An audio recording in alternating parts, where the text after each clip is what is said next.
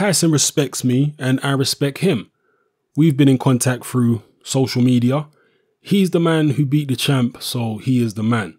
And he couldn't have done it without his team. But for me, I rate Tyson as he's at the top, you know. If no one beats him, then he'll be the champ that beat the champ. And he deserves it. And I feel like he's a character who brings a lot of enjoyment and entertainment to the heavyweight division. Firstly, I think I have to get past Hughie to be able to look at any other fighter. But if I do get past Hughie Fury, I would love to fight Tyson. He's a boxer I look up to and a boxer I would love to test myself against. So yeah, I would love the chance to. Those are the words of WBO World Heavyweight Champion Joseph Parker. Now, one of the things I didn't particularly like that he said there is that he looks up to Tyson Fury. When you're talking about your rivals, I don't like to hear things like that. It's not as if Tyson Fury is a long reigning champion who Joseph Parker maybe grew up watching. Like when Mike Tyson fought Larry Holmes, he was a fan of Larry Holmes growing up. But this is a situation where Tyson Fury's only had one world title fight. It's not like Joseph Parker grew up watching this guy. They're only like, what, 4 or 5 years apart in age, maybe? They're rivals. So for him to say he looks up to one of his rivals, I don't like that. One of the things about Joseph Parker, which is a little bit of a question, for me at least, is whether or not he has the killer instinct. Because that's what you need to make it at the very top level. You need to have a vicious streak in you. Now, we know Joseph Parker's scored knockouts and whatnot, but the higher the stakes are, the higher up in competition you go, you need to have that meanness. And that doesn't necessarily mean the meanness to knock your opponent out, because it's not always feasible. It's not always best to go for the knockout. It just means the meanness to control the fight, the meanness to be mentally dominant over your opponent, at least in your own mind. The meanness to be in control of the situation mentally and emotionally. I'm not sure whether Joseph Parker has that at the highest level. I don't know. Maybe he does. I'm not saying he doesn't. But he comes across as a very, very nice guy. And, you know, that's cool outside the ring. But inside the ring, I want to see a bit more devil to him.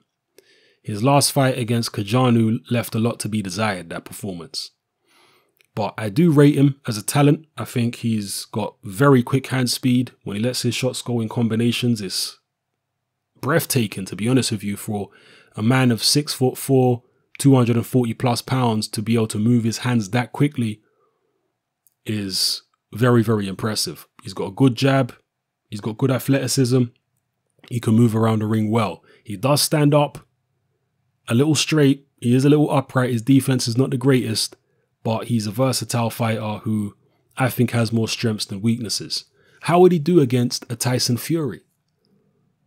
I tend to think that he would get outboxed if he was in there with the Fury who fought Vladimir Klitschko, for example. But I don't see it as a foregone conclusion, because I'm sure Joseph Parker would let his hands go against Tyson Fury far more than Vladimir Klitschko did against Tyson Fury. Joseph Parker is a combination puncher. He's not a guy who tends to rely on one shot all the time. Vladimir Klitschko is not really a combination puncher. Apart from a 1-2, he don't really throw combinations. He usually leads with a left hook, throws a jab, 1-2. I mean, it's very rare he'd even throw a 3-punch combination, Vladimir Klitschko. So he's a totally different fighter who approaches things in a different way. Joseph Parker is more of a volume guy. When he gets the opportunity to throw one, he'll follow up with several after it in rapid succession. So it would be a different kind of fight than the Vladimir Klitschko fight. But here's us talking about this when Tyson Fury is 100 pounds overweight and he may not get his boxing license back even this year. So if they do fight sometime in the future, will it even be a version of Tyson Fury that we recognize? Because it's all well and good losing all the weight.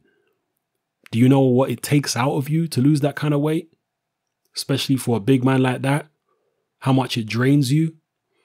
We just don't know what Tyson Fury is going to be like if and when he comes back.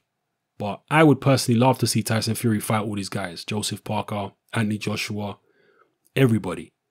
at the very least, to put all the arguments to bed. I would like Tyson Fury to get back to his very, very best, as he was against Vladimir Klitschko, or even better than that. Maybe we ain't seen the best of him yet. I would love for him to make the most of his potential. But the way he's living, who knows if it can actually happen. Anyway, people, hopefully I've given you some food for thought. Let me know how you think Joseph Parker would do against Tyson Fury. Let's say we take two different versions of Fury. How do you think Parker would do against the Fury who fought Klitschko? And how do you think Parker would do against the Fury who fought Steve Cunningham? There's a couple things for you to chew on. All right? Drop your comments in the comment section below. Let me know how you feel. It's happening. I'm out.